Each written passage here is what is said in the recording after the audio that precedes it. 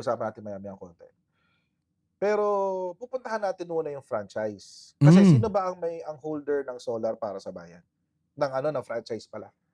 Sorry, ang holder nung Ay, ano, wait nung lang, wait lang, wait lang. franchise.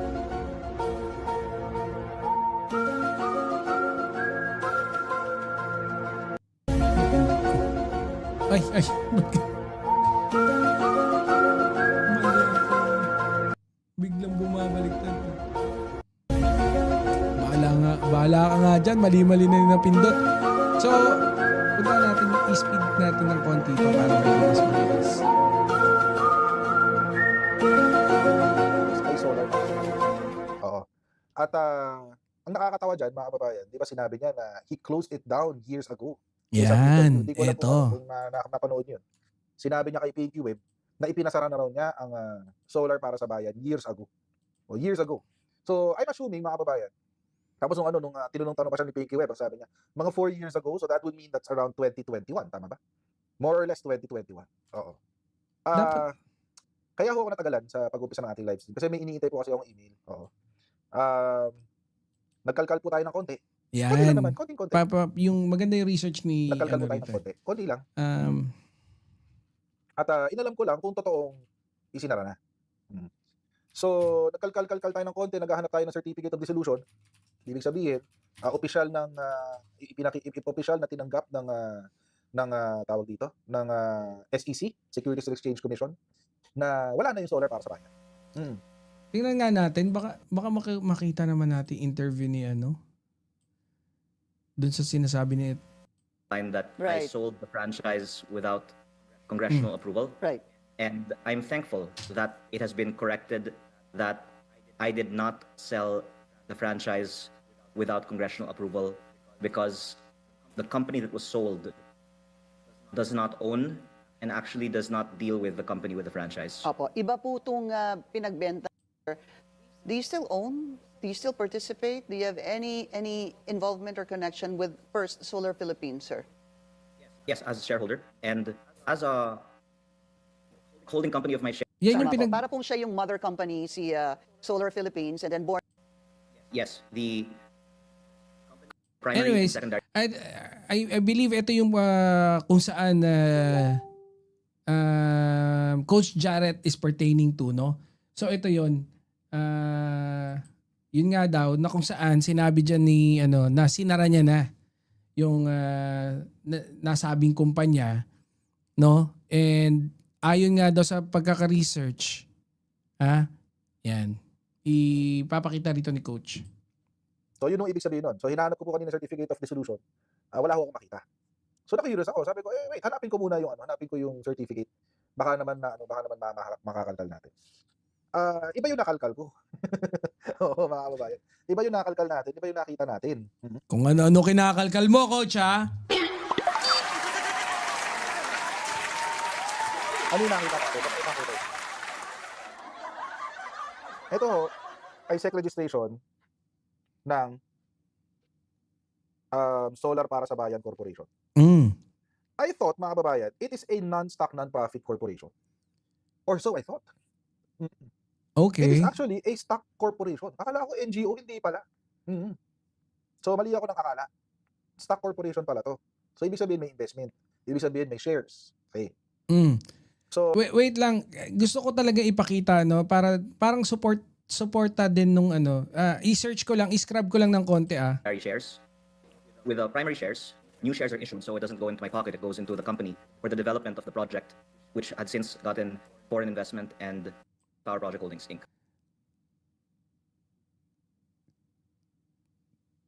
Kay JDB, iba din ba paliwanag? Anong paliwanag ni Alright, Kuya so JDB? 18.2 billion. With this, okay. So meron pa po yun. You own Solar Philippines, and because Solar Philippines has shares in SPNEC, kaya po parte pa rin po kayo nun. Do you see any problem with that, Congressman? Before we go to the third one. Actually, I think it's the reason why pwede akong magsalita ng malaya tungkol sa DPWH dahil hindi ko kailangan mangurakot and Iba yung sagot niya rito, ako po ay no? actually hindi ko gawa ay with the careful sa aking respeto para kay Secretary Garin at ginagalang ko po siya kaya ayoko pong sumagot directly tungkol sa kanyang mga pahayag dito sa isang media interview. Ako po ay pwede magbigay ng undertaking, of course, is to be compliant with all of the laws and Asan yung Mother sinabing, company, si its public shareholders. There are three companies, as I mentioned a while ago, Solar Philippines, SPNEC, and Solar para sa Bayan. Dito po sa Wait lang guys, Solar pasensya na. Philippines, you keep saying that you're not involved in the day-to-day operations. To clarify everything, sir, do you still own? Do you still participate? Do you have any involvement or connection with First Solar Philippines, sir? Yes, as a shareholder and as a holding company of my shares in SPNEC, as also publicly disclosed on the Philippine Stock Exchange website, I do know the public disclosures of the company. There are also meetings updating on the company, but I am not actively involved anymore in the solar power business. Apo. So shareholder po kayo sa Solar Philippines. And would it be correct, sir, to say that you still own part, or you're still an owner of SPNEC? Through Solar Philippines, Okay, tama po. Oo. indirectly, because Opo. Solar Philippines Power Project Holdings is disclosed to be a shareholder in SPNEC. That is Tama correct. po. Para pong siya yung mother company, si Solar Philippines, and then born out of that, I guess you could call it a subsidiary, supposed to be, was this SPNEC. Kaya po kahit papano, meron pa po kayong pag-aari sa Solar Philippines. And then dito po sa SPNEC, ito po yung Solar Power New Energy Corp under you. And then I believe that when it was, di ba pinagbentahan niyo po ang Solar Hindi ko makita eh. SPNEC in 20. The reason I Eto, entered totoo. politics was that I sold control of it to Meralco in December of 2023, Mm. and since then have been focusing on my job as a congressman. Okay. Pero kayo po, you founded Solar Philippines. I still want to talk about this because these are the firms that will keep coming up, sir. In 2013, ito po yung una niyong venture into the industry. Would that be correct, sir? Yes, The first project, I believe, I looked into this, was in 2014. It was in the Central Mall in Binyan, and then subsequently other malls. yes, and then a solar farm in So, actually no wait. longer day-to-day involvement in any of these solar power businesses. And the reason I entered politics was that I sold control of it to Meralco in December of 2023, and since then So have been 2023 focusing on- binitawan na daw niya. 'Di ba? Ulit. SPPHI. Meron po yung SPNEC. I think this is Solar Philippines New Energy Corporation, if I'm not mistaken. And there is Yes po. SPSB. Ito po yung Solar para sa Bayan. Siguro, Congressman, to clarify everything, isa-isahin po natin what is your involvement, participation, or ownership of. Let's start with the first one because I think this is where it all started, Solar Philippines, which you founded in 2013. Please tell us more about this. I have actually no longer day-to-day involvement in any of these solar power businesses. And the reason I entered politics was that I sold control of it to Meralco in December of 2023. And since then have been focusing on my job as a congressman. Okay. Pero kayo po, you founded Solar Philippines. I still want to talk about this because these are the firms that will keep coming up, sir. In 2013, ito po yung una niyong venture in SIHA. And the Nueva Ecija project was actually the main reason that Meralco bought SPNEC in 2023. And it was also a listed company since December 2021. And your viewers who would like to learn more about the company, its continued operations, and its contents can search for the disclosures on the Philippine Stock Exchange website. Okay. Intindihin Philippine Stock Exchange website. So noong 2021 pa. Yun yung sinabi. O yan. Ayan ah. So yun ah. So God bless you. Thank you very much. Hindi ko napindit yung mic natin. Yung cuff button natin. Sorry naman. So yun yung sinasabi. So noong 2021 pa. po natin. So nag-umpisa po kayo sa Solar Philippines. Tama ho ba dahil sa Solar Philippines nabuo o this allowed you to venture into a more ambitious project? And this was SPNEC. Am I getting it right, sir? My first big project was a solar farm in Calatagan, Batangas during the Aquino administration, and then did the IPO for my company in December 2021 for the SP New Energy Corp, eventually as it was renamed. And then the main funding for the development of the SPNEC project was from the stockholders who saw the Kala mo nag-glitch no? My main project is all about the SPNEC. Pero yan nabanggit naman eh. Hindi ko, gusto ko of lang a large-scale solar i-confirm kung development. parang inulit And ba. the project actually was broken ground just the other year with no less than President Bongbong Marcos as the guest of honor. It has since been actually recognized as the largest foreign investment in an infrastructure project in Philippine history. I am no longer involved in the day-to-day operations of the company, but I wish all the best to the management and its public shareholders. There are three companies, as I mentioned a while ago. Solar Philippines, Anyways. So, nabanggit na 2021. So, I just wanted to prove right dun sa sinabi ni, so since 2021 pa daw, and you can check 'di ba? Yung Philippine Stock Exchange, kung ano man yung movement doon. And that's what Coach Jarrett did, no? So he dig up into it, pero ito daw yung nakita niya. So, dito ho kay Solar para sa Bayan nakakabit yung prangkisa ni Leandro Libis. Mm. Ito ho, mga kababayan, ay GIS noong June 15, 2022. Oh, yan. Mhm. Mm. June 15, 2022. Okay, nakikita niyo na agad. Assuming na nagsara, kasi sabi ni Leandro Libis na nagsara na raw ang Solar para sa Bayan many years ago. Around 4 years ago, gumanon siya. Mm. Okay, January pa lang naman, di ba? 2020. So mag-umpisa tayo ng bilang 2025. Okay. So 2025 minus 4, 2021. Okay. So bakit nag-submit pa sila ng G? Hindi, sinabi rin naman niya, 2021. Am I correct? Did I get it right? Was from the stockholders who saw the promise of a large-scale solar development. Ulit. My first big project was a solar farm in Calatagan, Batangas during the Aquino administration, and then did the IPO for my company in December 2021 for the SP New Energy Corp, eventually as it was renamed.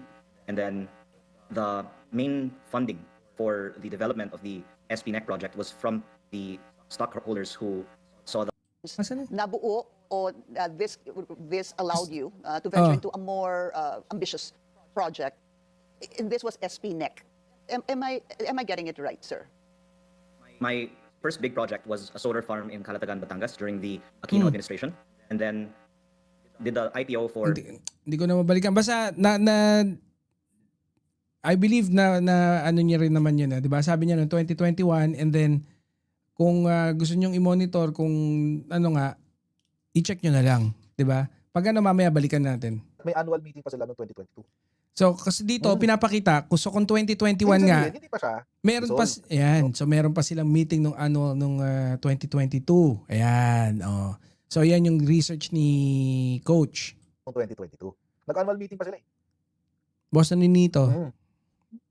Di ba? Nag-annual meeting pa sila. Ngayon, mga kababayan, na-curious ako, sino ba ang shareholders nito? Kasi stock corporation eh. Oh. Oo. Sino ba ang shareholders nito? Na-curious ako. Sabi ko baka marami sila kasi stock corporation eh. Nakita natin, mga kababayan. Ito muna. 3 ang stockholder. Mm. 3 lang. So, Tapos may 200 'di ba sabi niya stockholder siya. Oh, 3 lang. Sabi ni Lebiste, oo, yeah, stockholder siya. 250 million shares. Mm. Oo. At yan ay equivalent sa 250 million. So one share is equal to 1 peso. So 250 million. Mm. Okay. Common shares yan, ha? Oo. Tapos, binaba ko pa ng konti. Gusto ko malaman sino-sino yung mga shareholders or directors. So 250 million ha. Napakita ko sa inyo sino mga directors, ha? Hindi, tinanggal ko na lang yung 2. So ito nga, yung kay Libiste. Kanya yan. Binura ko na lang din yung TIN number. Siya ang president CEO. Ayan, no? Mm. Leandro Antonio Legarda Leviste. So as of 2022, active pa siya. Mm. At nasa kanya ang 249,998,998 shares. Di ba? Yun yung ano ron eh. Uy, nawalan ako ng internet, ha. What? And what's the problem with the internet in the ano? Tumaas ang ating signal. Diyan sa Pero Pinas. patuloy. Uy. Ayan. Okay na ba? Okay na. Are we good? Bakit Hindi parang stable ang signal natin, ha. Hindi stable ang signal yan. Okay na. I guess we're good. Okay. Tuloy ang kwentuhan, guys, ha. Tuloy ang kwentuhan. Hindi, wala ako sa bahay, eh. Hindi ako makakalipat ng So wifi. nakita niyo Isa ba? lang to. Nag-iisa lang to. Anyway. Okay. So, okay na, pero okay na tayo. So 250 million yung Nabitin na naman. ano ng Sa shares. Philippines na dimagi ba? Bitin na naman. So Okay, meron pinakita rito, Okay, game, tuloy natin. 3 lang Tuloy yung natin ito. stockholder. So ngayon, mga kababayan, nakita ko, 2022 to ng GIS. 2022. So si Leandro Libiste ang may-ari ng 249,999,998. Nakakaya naman. So kakatawa. Hindi kasi ano naman yan eh, no? Nangyayari yung ganyan. So ibig sabihin nga, dami lang talaga yung 2. No? So, 249. Tapos yung 2 pesos, yung 1 peso dun sa isa, 1 din. Pero, ito, sobrang obvious kasi dami naman yung dating eh. So ultra ano to? Ultra tawag dito? Ultra majority share. Kanya. Ultra majority share. Ultra majority share. Kanya. Tapos nagbigay ka pa ng 2 piso. Nagbigay pa ng 2 piso guys doon sa dalawang shareholder. Oh, Piso sila. majority stockholders. Piso. Super, ultra duper majority Ibig sabihin, stockholder. mga babayan, yung dalawang shareholders are dummies. Mm. Mm-hmm. They're dummies. Oo. Ano daw, sabi ni Boss Shiro Kansaki rito, go shareholder.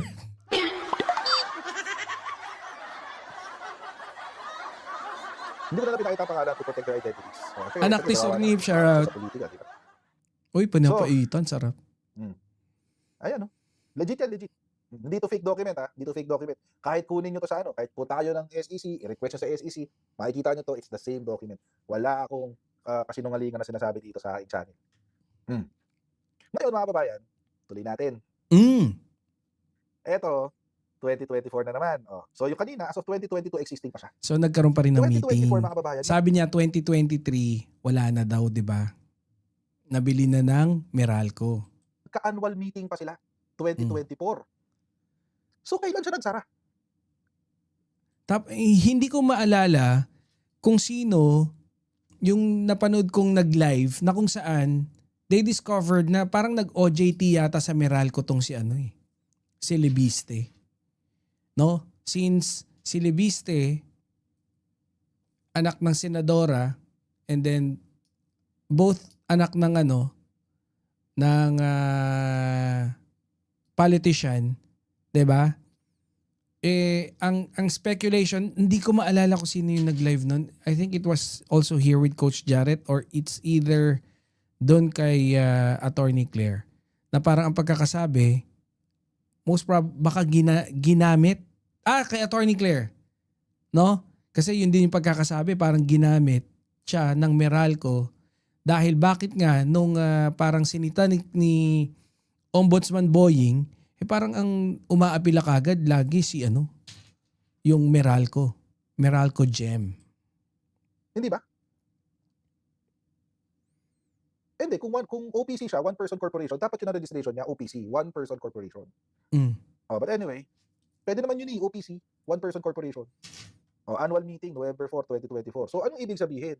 Ibig sabihin, mga kabayan, existing pa siya noong 2024. Anong sinabi niyang dinisolve niya? Boss Anong Desert sinabi Spring. niyang sinara niya yung kumpanya? Hindi naman. Balik ulit tayo dito. Sino pa rin ang presidente? Si Leandro Libiste pa rin ang presidente. Ay, noong 2024, ikaw pa rin pala. Sino pa rin ang majority share? Majority shareholder, sino pa rin? Leandro Libiste. Existing pa to, guys. Yung solar para sa bayan. Wala pa siyang certificate of dissolution. Patay Ito ka. nakakatawa, mga kababayan. Kailan nagkaroon ng movement? Nagkaroon ng movement, mga kababayan, hindi certificate of dissolution. Nagkaroon ng movement, amendment. May pagbabago. Oy. May pagbabagong naganap. In-amend, binako ng GIS, binago. Ayan, no? November 4, 2024 pa rin yung covered. Pero kailan i-final to? August 15, 2025. I-final. August 15. Ibig sabihin, congressman na siya niyan. Congressman na siya niyan. August 15, 2025. Congressman na siya. Nagkaroon ng amendment. Ano nangyari? Nagkaroon ng amendment. Hindi natin alam, by the way, kung ano yung mga nangyari kung bakit. Wala na siya. Hindi na siya ang president CEO. Hindi ko papakita yung pangalan kasi to protect their identities dahil hindi naman sila kasama sa issue na to. Pero, yun. Nag-iba na. Someone's lying. Someone's a lying. Someone's a lying. Oo. So, maganda yung pagkakaano ni may ano. pa, buhay pa yung korporasyon. Kasi nagkasabit pa sila ng GIS hanggang 2025. Wala pang notice of dissolution. At nag-amend pa sila ng GIS. Tinanggal si Leandro, may pinalit na dummy. Parang yung kay ano, 'di ba? Kay Kibuloy. Galawang DDS. Ma'am Luisa Macmillan. So paano ngayon yan? From Paano ngayon Alaska, shout sasagutin out. ni Leandro Leviste yan? Oh, yun. Grabe. 'Di ba? Grabe, inantok ako kada.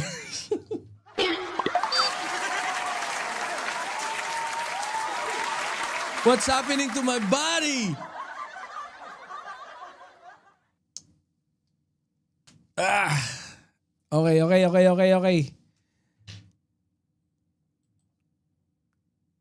Anyway, tuloy natin. Hindi, yun nga yun, no? Hindi, Hindi, kasi maganda nga yung pagkaka-research dito. So, doon pa lang, medyo debunk na lahat ng mga sinabi ni ano. And he sounds official of stating yung most nung sinabi niya ron na kesyo sinara na, meron pa siya mga dates, and he was even trying to justify na parang ang justification niya na kaya niya raw yan dineclare kasi hindi siya magiging corrupt and di ba yun yung pagkakasabi niya kanina with Pinky Web. That's why I dineclare niya to para makita na hindi niya para mag-corrupt, no. Pero I think it's one way of corruption na yun, no, yung linlangin mo, no, and with that it involves na yung pera din, di ba? So